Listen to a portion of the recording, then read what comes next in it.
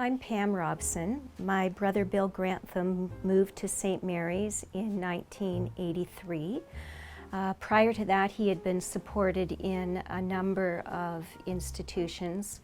We had been told that his needs could not be met in his home community, that it just would not be possible. I met Marilyn Haywood and Marg McLean, and they said, yes, by all means, his needs can be met in our community. So we began working towards having my brother move back to St. Mary's, to his own apartment. Living in St. Mary's was really great for Bill. He could spend more time attending family gatherings. He hosted parties on his patio, which had a lovely view of the Thames River. The people at St. Mary's Community Living really provided for Bill a quality of life that he would never have had anywhere else. I remember Barb Taylor and I going to workshops with John Boyce, and we could see from those workshops that we needed to make some changes. And so the board made a decision to have closed down the various segregated programs that we had and to integrate the housing situations as well. The plan that would be developed with individual budgets for each person would be implemented by April 1990. But we were trying to start with no barriers. We're trying to start from scratch. What did this person require without making compromises? So we met with families and friends of individuals. There was a lot of fear, including on our part, that we could pull it off.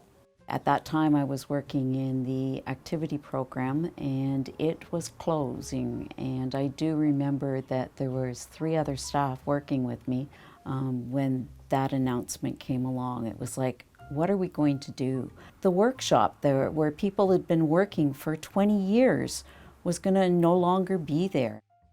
We took a look at where we were getting some of the work from. I remember Linda Hutchigo, she asked me if I would want to work at Richardson Foods, and I did work there. So Richardson Foods, Marilyn, was one of the contracts that we had in the contract room. Yeah, with the, this was the contract room, but it was different kinds of salad things that you put on salads, like blue cheese and stuff like that.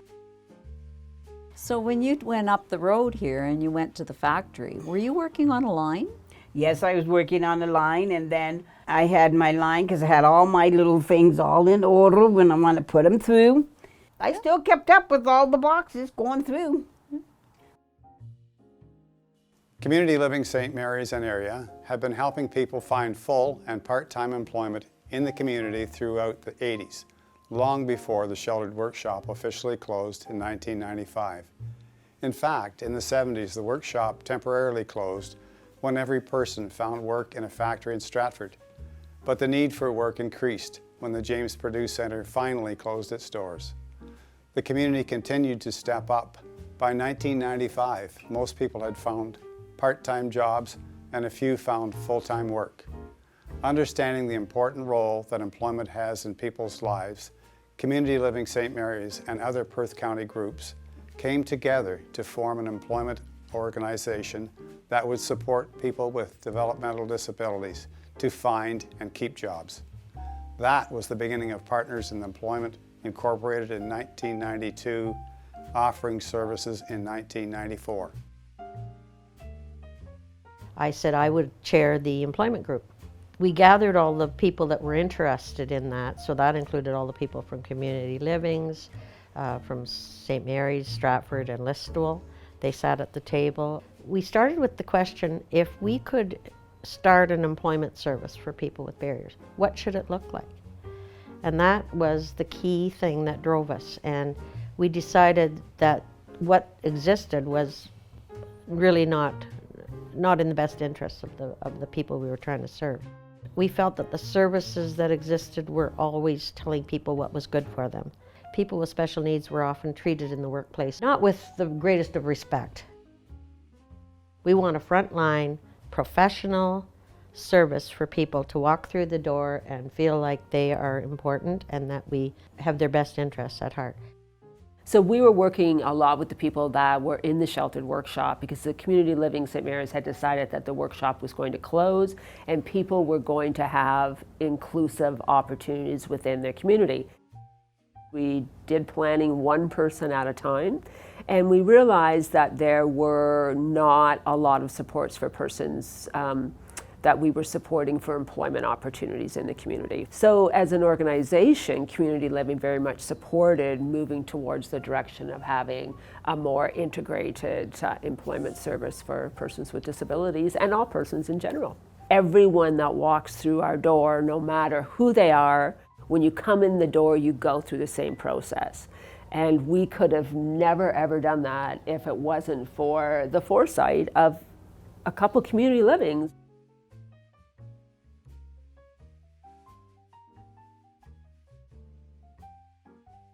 I'm Kelly Boudreau, and I'm the employment facilitator with Community Living St. Mary's and area. And my role is to assist people with disabilities in finding employment that caters to their needs.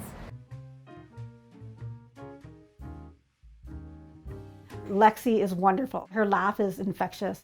She is so good that I've actually asked to keep her on past the summer.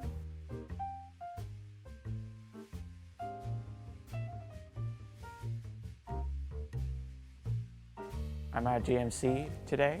I used to work here part-time in the summer. I used to polish this truck right here. Do you like to have a job or do you like to stay in bed and do nothing? I like to have a job. Why? It's fun. You get paid and I can spend it on VHS tapes. Oh. So the summer program was set up in such a way that it's 9 weeks of paid employment for people who are high school so that they could develop skills and abilities for future goals. I love the relationship that I've built. I look forward to seeing him every time he comes in.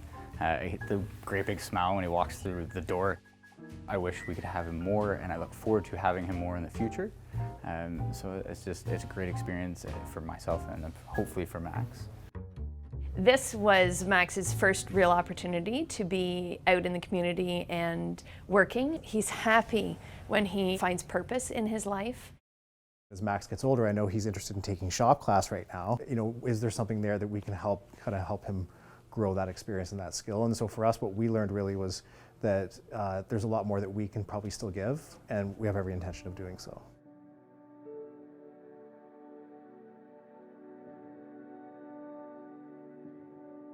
I'm here at St. Mary's Deep CBI. I've been out of high school 7 years, and it's good to be back here. So first of all, we came in into the schools every once a week for I think like a 6 or 7 week period of time, like for probably about an hour and a bit. And each week we would talk about a specific topic. So respect, trust, advocacy. I tend to voice this. So I've been doing Special Olympics for 14 years, and I teach new kids how to speak up. If you win a game or lose a game, it does not matter. Just have fun. Definitely. Have fun and treat people with respect. Yeah. And like you said, so with your Special Olympics, you're being like a bit of a mentor for people, and helping them stand up for themselves.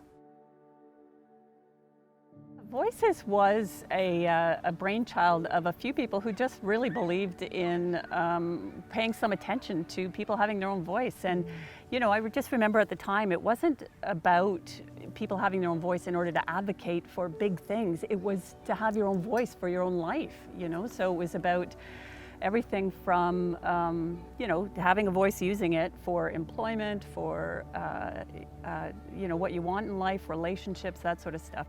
We wrote the curriculum together, and lots of hours, lots of paper, lots of just brainstorming and asking people what they thought was important. And we were dealing with people with very diverse needs, And we needed to sometimes take the extra time in helping people to figure out exactly what it is that they wanted. I mean, really, what are we in this for? It's to ensure that people have self-determination and are directing their own lives, telling us how to support them. And to do that, you need a voice. The thing that excited me and us was when we saw people really, after a session or two, really grab hold of their voice. The curriculum was over 6 or 8 weeks. Yep. Starting gently and then, hopefully ending with a roar. Voices Perth is a collaborative project between Community Living St. Mary's and Area, Community Living Stratford, Community Living North Perth, and Family Services Perth Huron. As the Voices coordinator, my role is to connect with our local high schools in Perth County and set up times that will work for us to come in and provide leadership opportunity workshops to youth who have a developmental disability and some who do not in local high schools. I got involved in Voices mostly for learning about others and friendship and learning about what I could do towards other people's lives and stuff. Growing up as a kid with a disability, I found that in schools they not really taught me as much, but they tried to pass me for the grades because they wouldn't want to kind of deal with somebody who had a learning ability every year. I like wolves, you can see by the tattoos, and I'm very good. I like a lot of the mythological dark animals and mythology. I have one friend in St. Mary's, hopefully going to get more, but I've been best friends with him for quite a few years now. I met him through the program. It's very good in your life and it will help you figure out where you want to be in life and who you want to be. We always need to continue this work. Yeah, and we need, supportive decision making is really critical because there are many people who don't use language in traditional ways or who would, be seen as not being able to direct their own support. And we need to figure out good ways to support people around this as well. One way, for sure, is to help people identify what they need and want and what their goals and dreams are. And that was a new concept to lots of people we worked with. So that was exciting. It was. So in 2003, I saw an opportunity with the Community Living St. Mary's and Area. They were looking for a coordinator with a project called It Takes a Village. And the idea was that person would be working specifically in the high school to develop and help the school community around making sure that everyone felt included and a part of life, that everyone belonged. The project was a partnership with the high school and the youth center, community living, and some other members of the community, including parents and students. Helping a community develop those connections so that all parts of it are feeling included and involved has to happen at many levels. So I was a student at DCVI in grade 11, so I think that was 2003. I was involved in the student council and there was an opportunity presented to participate in some leadership training, which I thought was really interesting, and so I filled out an application, which we found, which is kind of funny to see that, from so long ago. So It Takes a Village was trying to build bridges not just between students with developmental disabilities, but between any student who was feeling marginalized for whatever reason. Its goal was to help the school community at St. Mary's DCVI to become more welcoming and to foster a better sense of belonging in the school community. And the project looked at all the people involved in that, so staff, parents, and students. And so different components of the project, like leadership development and the theater project, and even just some of the connecting with people one-on-one was about drawing attention to the value of belonging in a community. So now that we're kind of talking about it and I think back on it, that was one of the first times that I thought about myself, I think, as a leader and what that would look like. And I'm sure that planted some seeds for me about what I wanted and the kinds of things that I wanted to do in my work and in my life. So yeah, it's interesting to kind of reflect on that and notice how that might have sort of laid that foundation for some of the things that I do now. And the interesting thing about investing in people, which is what we were doing, taking this opportunity to invest in people, is that they begin to recognize that they have gifts and that they have things that they can contribute. And even in small ways, that builds people's confidence and certainty. And it opens doors when you think, if I am recognized and my gifts are recognized, then maybe I can appreciate others as well.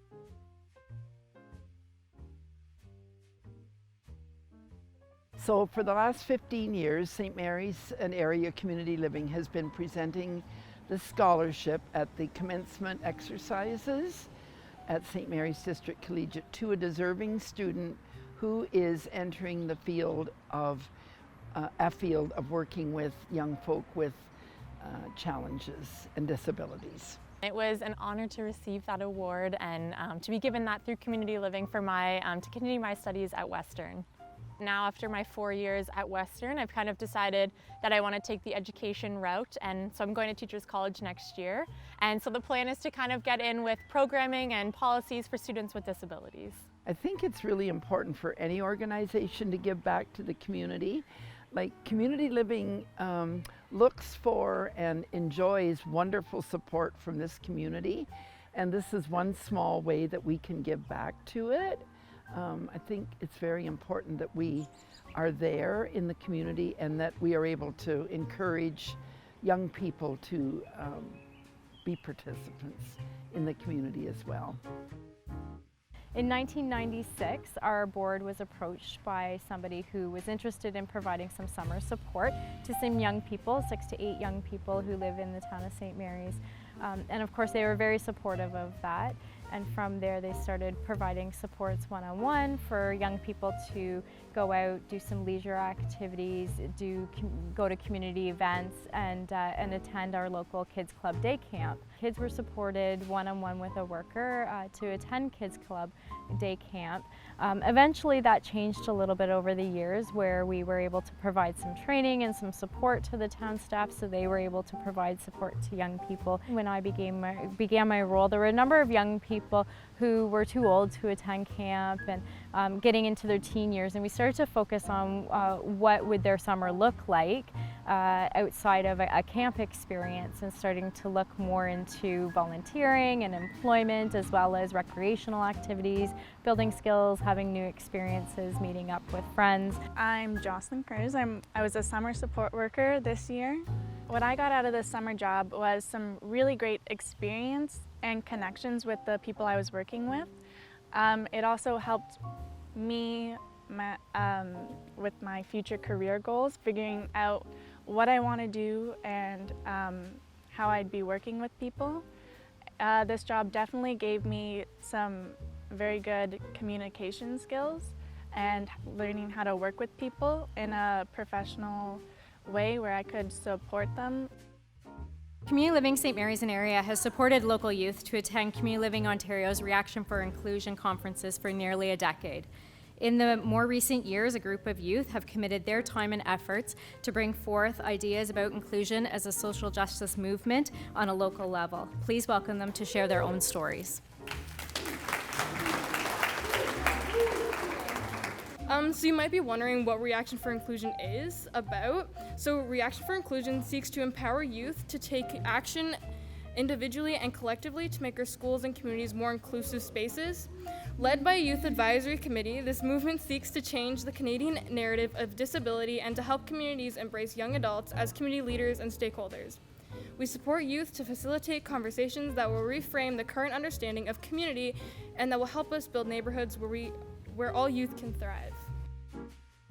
Well, one thing that stands out for me the most is definitely the people. They're amazing, their spirit, it's everything. You don't like seeing people being left out for the way they look or the way they act or how they were born. So Include to Improve hosted a book tour with Michael Jacques. He is a self-published author of Can't Read, Can't Write, Here's My Book.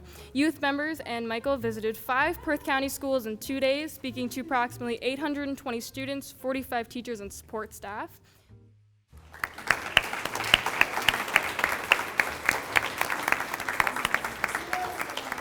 United Way was kind enough to give our group a grant, and we used that money to hire Michael to go on the book tour. Yeah, it was really nice. So Michael. So hi, my name is Michael. I live in the Niagara region, and I wrote a book, Can't Read, Can't Write, Here's My Book. It's online on Apple Bookstore. You can get it on here'smybook.com. You can follow me on the social media and stuff as well. It's a really inspiration book. I'm self-published because I can't read or write. I just think it was really cool just to do it, to show anything's possible. They're my friends, so it's really good. I was very excited to meet them and go to their hometowns and go to their schools. I was very pumped just to see where they go to schools and stuff. So I was very excited when I got a chance to do that. I don't really do it for myself. I do it for everybody as possible to show that just because it might be harder for some things doesn't really matter. You can still focus on your strengths and your abilities, and I just think it's really good to show that message. And if I have to be the face of doing it, then I'm the face of doing it.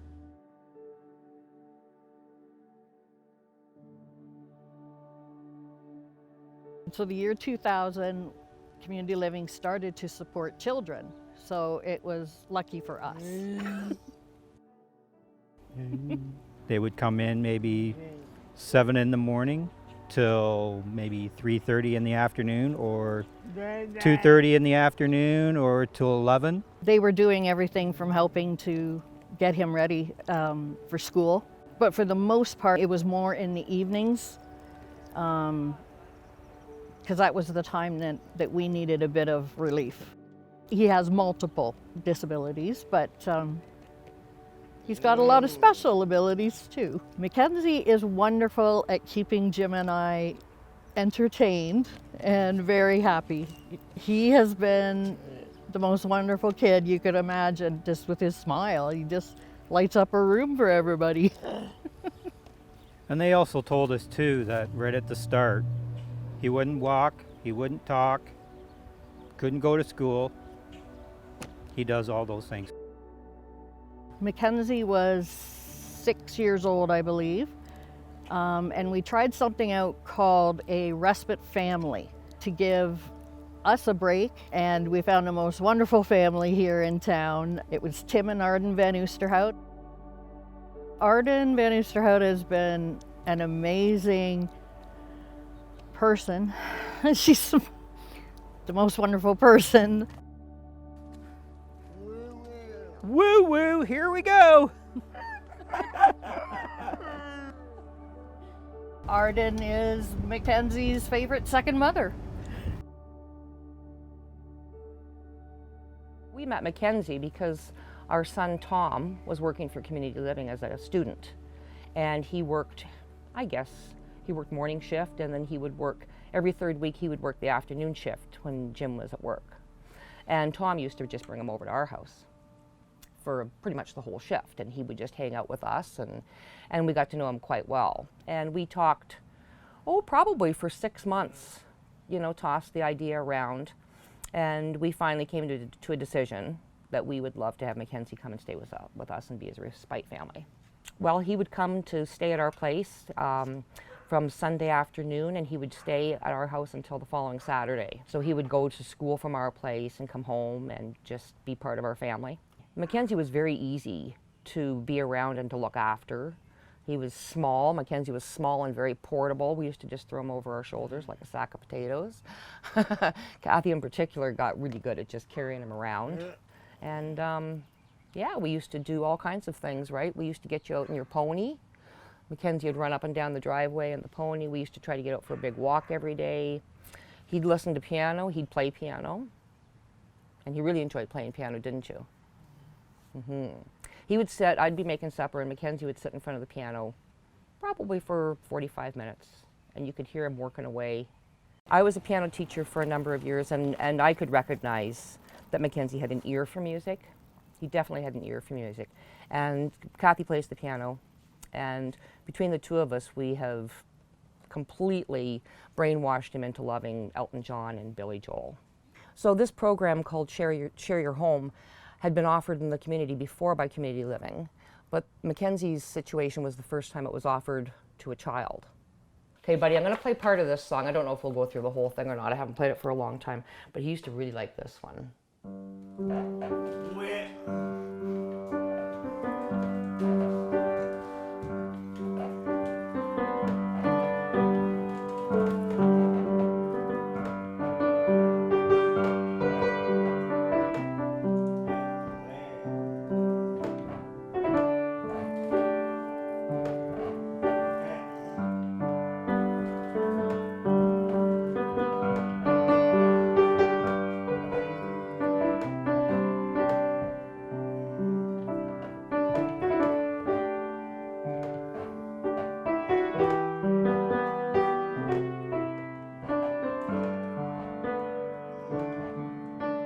So I was teaching piano lessons the whole time that Mackenzie was living with us. And that's when my children really got close to Mackenzie too, because when I was in with a lesson, they would be looking after Mackenzie, and he would be hearing the lessons as well.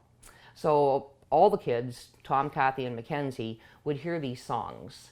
And yeah, and I used to have recitals, and Mackenzie would come to the recitals, and he'd listen to all the songs and everything. And you could just tell, observing him, that he was feeling it, he was enjoying it, and there would be certain music types that he would like more than others. Oh, he's become part of our life. He's part of our family.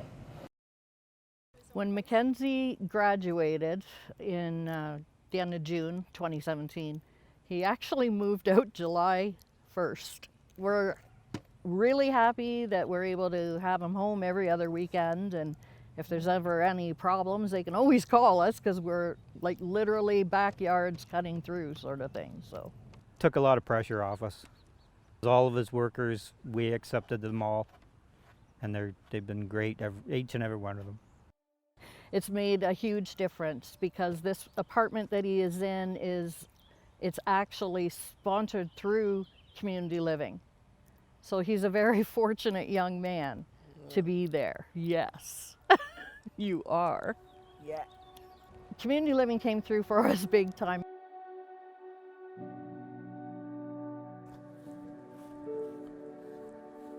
Is Kim coming?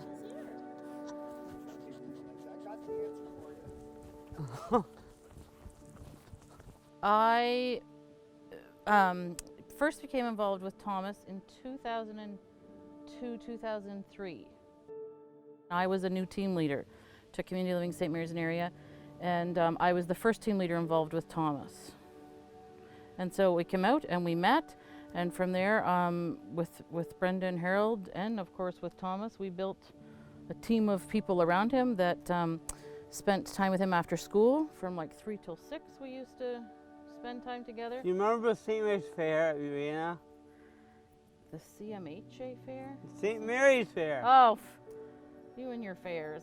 I do remember the fairs. They don't have it anymore though, do they? Why don't they? I don't know that. You should find that out. So I used to spend I had direct time that I spent with Thomas, and that was every Wednesday. So Thomas and I would I'd pick him up at school in Stratford, and we would hang out till 6 o'clock at night. I would do a big introducing, I would do this big, ladies and gentlemen, in the city of Stratford today is introducing the comedian Thomas Holland. And I know take joke. it away, and he would tell jokes. Where the Bears going with Ellen? The Bears, hey, Bears Canada. Ah ha ha. Is that it? When Thomas was 9 years old, I heard about a meeting in St. Mary's that was bringing different agencies together, and I thought it would be worth checking it out. We were with Family Services for supports at that point. And when the meeting was coming to an end, I heard Community Living St. Mary's representatives say, "We're really struggling with hearing about these young people the last day of high school." I thought, I'm calling Community Living St. Mary's. They need to know about Thomas. They assisted us with Kids Club, which I believe was at the United Church in St. Mary's, as well as at Downey Central Elementary School. They arranged a circle of friends so that Thomas had a peer group of support, and it helped with safety and fun, and it was a good thing. It was a great start. I was not aware that they weren't supporting children at the time of that meeting, but it apparently came to pass in 2000, and the board approved supporting younger than 18, and it was full speed ahead from there. Now he lives in his own house. His supportive neighbor rents the back half, and Thomas does live by himself. He does have independent time. He has staff come in 9 to 3, 4 to 10 each day, and he has a good life. It's very good. And he gets to ask them to leave if he wants, and calls them when he wants them back, and he's getting more independent, which he enjoys, and he wants that. So I think the thing that with Thomas's story is I think that I've known you in a few different roles. I knew you as a team leader, and then I left that role and I became your kind of planner facilitator to help figure those things out, you know, in bigger life things. And I think over the years there was some ups and downs in Thomas and with the Hollands that it was helping figure some of that stuff out. Planning and facilitation has always been part of this organization. That's what we call it today. Back then we didn't call it that. In the 1970s, people like Al Bennett helped people figure out tough stuff in their life, and he was really good at that. Mary Kovacs and Karen Green came along and did some training around planning, 24-hour planning. For the first time, it was pulling together the person, their family, support people, and anyone else who knew the person well. And we were really, really lucky in the mid-'80s to have a project called the Quality Assurance Project, which brought in people like John Lord and John O'Brien, Marcia Forrest, to really challenge us to think about what we were doing and how we were doing it. So let's talk about what happened after the 80s were done. What happened in the 90s? Well, 1990 was a huge year, and there was a big change because basically we laid off all of our staff from programs and rehired them back to work for a person and their family on teams around that person. So that was really important, and it also separated off planning services. And the purpose of that was to get away from the conflict of being providers of service, and we were able to kind of focus on the person better, listen to what they wanted, and help them be creative and innovative in problem solving. The downside of that was that there was conflicts that came up between services and planning, and there was role confusion, and sometimes that tension was healthy and led to some really good outcomes.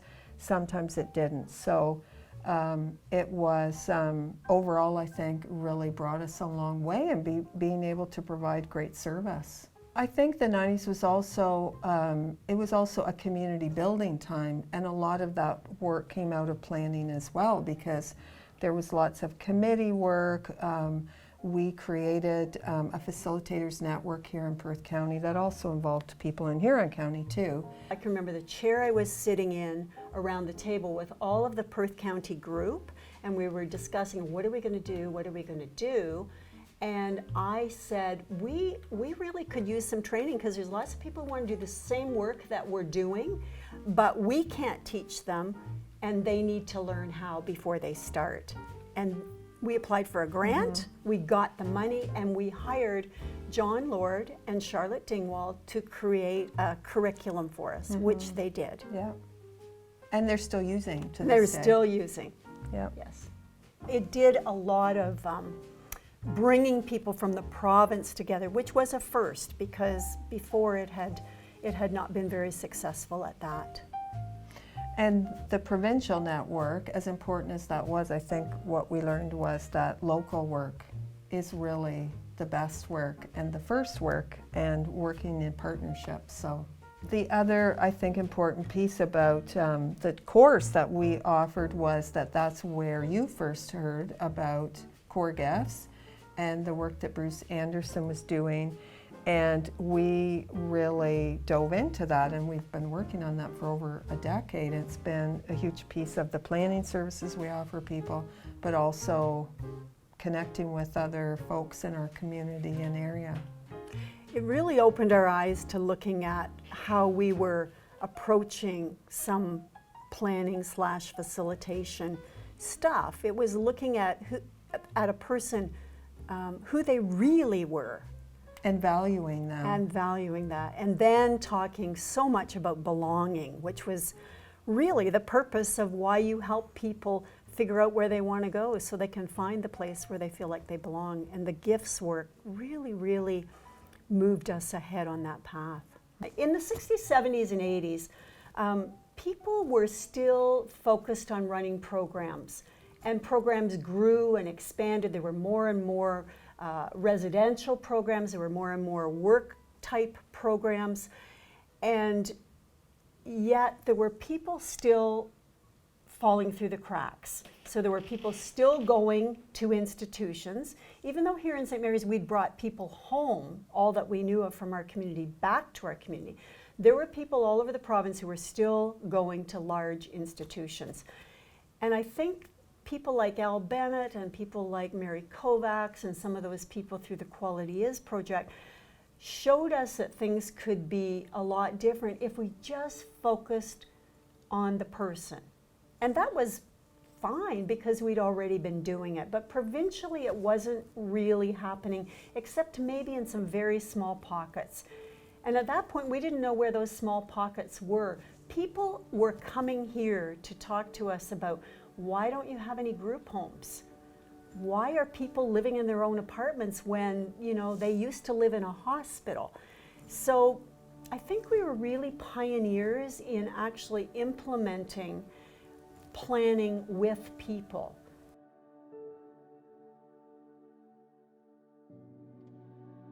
We were married in Turkey and he was conceived in Turkey, but we wanted to raise our child in Canada, so I had to come back on my own because RF needed to be sponsored to be able to come to Canada. Unfortunately, we weren't able to get him to Canada in time for the birth of John, so when John was 3 months old, I took him back over to RF's hometown in Selçuk, Turkey. And we waited a few more months and the whole family came back to Canada in September of 2001. When John was about 2.5 years old, he was officially diagnosed with autism.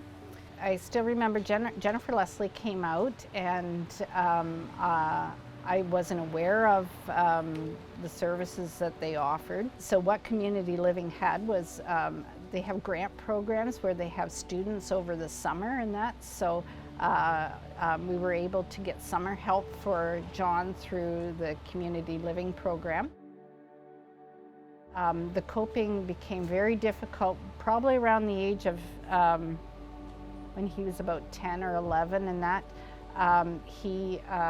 There was a lot of self-injury. So I remember it was like the day after we had gone down to London and that, and I went in to speak with Marg McLean, and she just gave some examples of the kind of programming that they did do, and she did see some possibilities of things that maybe could be done for John. The real issue that we didn't have resolved was what the housing was going to be, because the way we understood it, we could get the support workers around his day and that, but where he was going to live we did not know.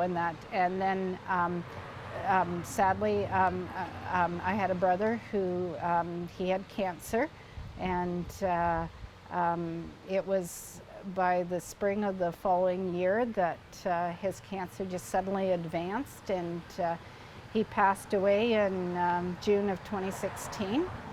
And so myself and my other brother, we made the decision to leave the property in the name of the estate, and we would fix it up inside so that that would be John's housing option. And that's the house we are in now. It worked well because it was a perfect size, a bungalow 2-bedroom house, and with you know, not too large a grounds to look after. This is always in my beside my head, always question, yes, like what's going to happen future. When he's living to London for 6 months, first 2 weeks, if I don't mistake, 2 weeks we don't see him, because they're saying you have to get used to here, and then we take him every weekend, bring him home. And then after 2 weeks, I go to Friday afternoon, I pick up him, he knows I'm coming, in the door. He's in the door, he's taking the shoes, grab my hand, let's go. But Sunday before 5 o'clock, we have to bring back. I don't want to take him back, she take him always, because I can't take him this. The costs of sending someone to a group home is about the same kind of budget that we can get in services around his own home, in his own town and that. And we were just very lucky that we had the housing option, because I'm sure there's a lot of people who don't. So that certainly was a piece that helped. What they do is they come up with a plan so that they're trying to figure out who the person is and what kind of programming to do around him to figure out what to do with his day and that. And I know it's a good philosophy, again, that comes from community living, is the idea is not to you know, restrain or control everything. Like the individual, they have a code of where the individual has rights. We learn patience, and you must understand kids. I'm not a religion person, but I believe something. So what I believe, maybe God will give us to John, and we'll look after him. And then when we pass away, maybe because of him, we go to heaven. We don't know. This is my guess. So, but it's hard, very hard. But I say again, patience, very important. Every human being has some deficits, and so it's not to stigmatize somebody who has a disability, because we all have our deficits in that, and just to recognize the strengths. And one of the interesting things I always found about John in that was, I think with having the absence of some of the social connections that we have, he also has the absence of kind of like an ego.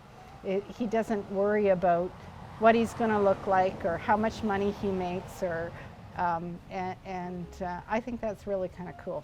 John's family has shared his story, and I know John as a planning facilitator here at Community Living St. Mary's. I've known John for a number of years now, and he's really grown over the years. When I first met him, he was in elementary school, and now he's a young man in high school at DCBI. So as a planning facilitator, I've spent time with John and his family to walk alongside them throughout different processes in his life. And so we've looked at how does he spend his time, what does he enjoy doing. Running was one of the things that we know John does really well, and not always in a positive way has he done this. So we wanted to really look at, you know, how do we take that interest of his and turn it into a positive. John is 18 from St. Mary's. Awesome teenage boy, super energetic, has always had this passion to run, had no outlet to run. And Stephanie kind of made that happen and took what she knew about him that he loved to do and made that something positive in his life and something that he didn't hear, no, stop doing that, or no, stop running away from us, and where could we take him to make that a positive factor. And we worked with Stephanie and with John and with John's workers as well, and we've got him out running most Fridays of the summer. We feel confident with the running that John's been doing with Katie and Dave. It's been a great experience to see them build relationship.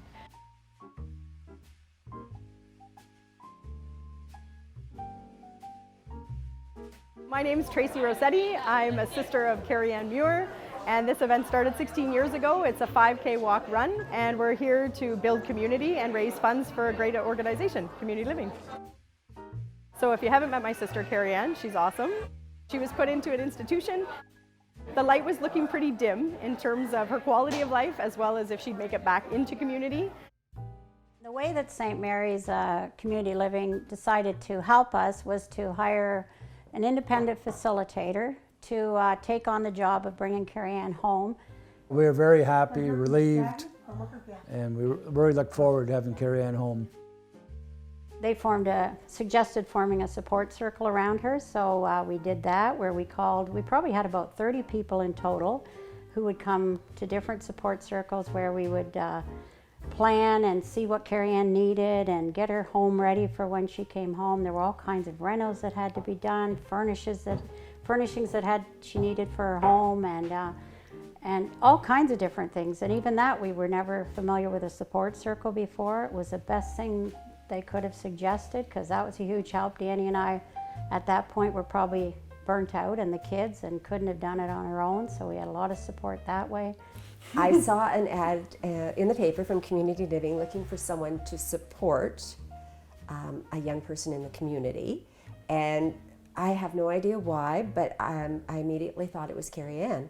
It wasn't my field, it wasn't something that I'd done before, but I was very excited.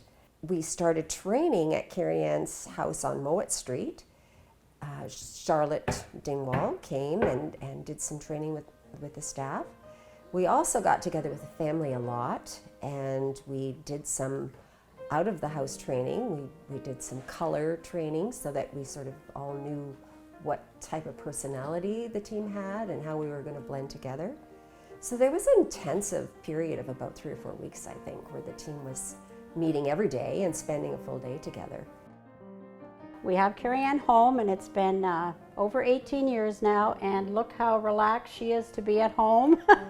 And she's loving it, and the entire family is loving it, and community loves it, because she's out in community all the time. She's doing really, really well, and I think it's only because of the love and support of all her friends and her family and her community around her, and her support workers are amazing. And everything we went through with the planning and facilitation to make it happen. We will never be able to repay St. Mary's and the Association of Community Living for what they've done for our family, but we will continually every year make it our mission to let them know how much we love and appreciate what they've done for us. You know, across the last 20 to 30 years, I think, you know, what we're saying is planning has been so important really in helping us meet our goals and our mandate as an agency, and it continues on to this day. We certainly have a lot of new challenges, and one of them is there's lots of people in our county who don't have access to any planning or any service, and that will be important to think about as we move forward.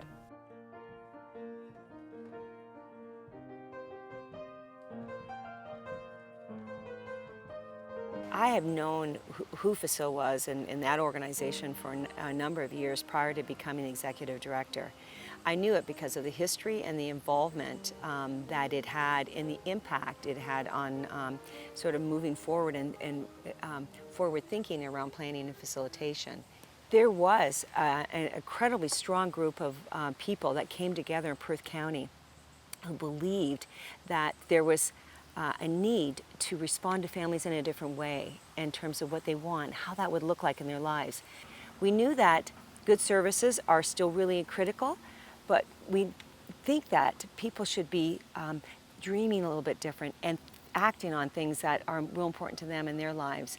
And that's why planning needed to be maybe outside of the organizations, and families were asking for that. That group of people, visionaries, I believe, started meeting in 2009, and from that birthed Facile in 2011. This group of people were really committed to the vision. That vision was really loud and clear, and they had to act on it somehow, some way. And really, Community Living St. Mary's was very instrumental in birthing Facile, and it launched and was able to be sustainable for a number of years. And that's the history, which has been so incredibly important to where we are today. Families want this, but they can't afford to buy it. So how do we keep this sustainable has always been an ongoing issue. Thank goodness for the dedicated board of directors, and the vision that happened back in 2009 is alive today because of that. I have been on the board of Facile from the very beginning, which was in March the 11th of 2011. I've enjoyed it very much, and I still am on the board. My son is 55, his name is Jeff, and he met Barb Levitt when he was probably about 25. And they became fast friends, and through him, I met Barb. Well, we had a lot of conversations, and she said the first thing that we should do possibly was to get a circle of support around Jeff and around me. They came up with ideas that I wouldn't have even thought of, and were very supportive. And that's probably the first time I've had support too, as well as Jeff. Finally, he had kind of a permanent home now, with a family living above, and he's on the main floor. And because that happened so long ago, I'm talking more than 25 years ago now, I knew a little bit about facilitation and independent facilitation, and how much it helped Jeff, and how happy I was with it, that it was the answer. I, as I said, was on the board along with another parent and 2 people that we support, and it really was the executive directors of different agencies in Perth County, St. Mary's being one of them. And then we started planning. It was something new that we were looking at and trying. The government was interested in that time, and we did get some funding from the government to start. And so we were able to hire some facilitators. We were amazed at how many people that we could help, and how their lives changed through it. And I find the board now is great. We still have people that we support on the board to help us through, and we will always have parents involved too, because I always feel they know what's best for their son or daughter. We've made quite a difference in probably over 100 people's lives.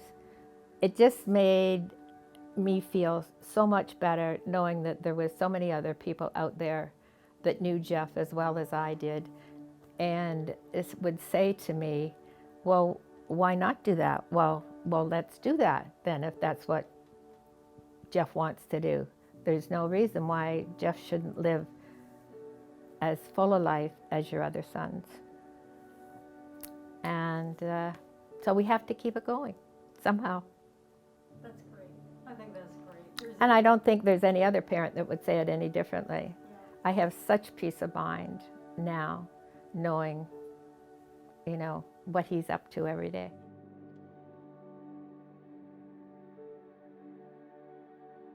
Community Living St. Mary's and Area has been part of this community. It was made by this community. It was developed by people who lived here, people from the outside, so St. Mary's and Area. I am from St. Mary's originally. I was born in 1968, so just over the 50 plus. And I went away for 20 years to have my family in Toronto. My son Mitchell was born in 2005. 5, and he has a developmental disability, which is called Pitt-Hopkins syndrome. We decided we didn't want him to live in a large community where people would know him. So we inquired about moving back to St. Mary's. And my first stop was Community Living St. Mary's and area. Mitchell is now 14, and he is in grade 9 in a fully inclusive environment. In 2008, I decided to run for town council and was successful by a vote.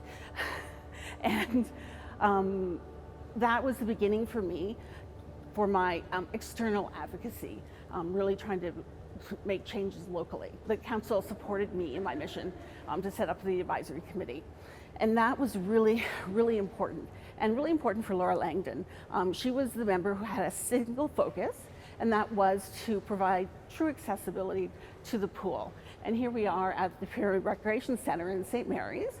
It was opened in April of 2008, and it is accessible. We have a ramp, but what we found is not all people could use the ramp. And that's when Laura was demanding singular focus to get a lift put into the pool. And we've done so. So my name is Vanessa Vandisher, and I'm a full-time day guard here. So you can find me a lot during the morning, guarding in the morning, guarding in the afternoon. I'm leaning on the lift we have here at the Pyramid Recreation Center, which we do use quite regularly. We can get all of the public up and using the pool regardless of any barriers or any restrictions that they have. So if you do come and you do need the lift to use to get in and out of the pool, just let a lifeguard know and we can help you.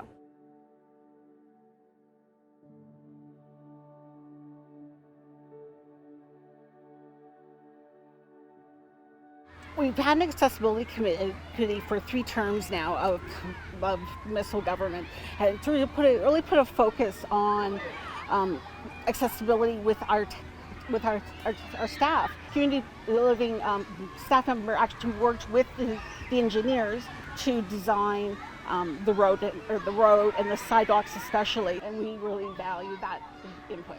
What we saw today, including this wonderful playground in the background, is just exceptional. Along with the town, service clubs and many groups have joined forces with Community Living and believed in some of the same values, and values around inclusion and belonging and participating and contributing, and that's what makes our town so great. We've got a really high level of volunteerism in our town. The families that came together back in the 1960s trying to find good alternatives for their kids and find ways for their kids to contribute really set the stage, I think, for organizing a group that would come together around contribution, and contribution in all kinds of ways. So Community Living St. Mary's and area has worked with the town of St. Mary's forever on things, and we want that to continue. Our relationship is good. We've gone through many mayors, many changes in our town, many councillors with different interests, and we've always come back to trying to work together to make this community a better community for all of us.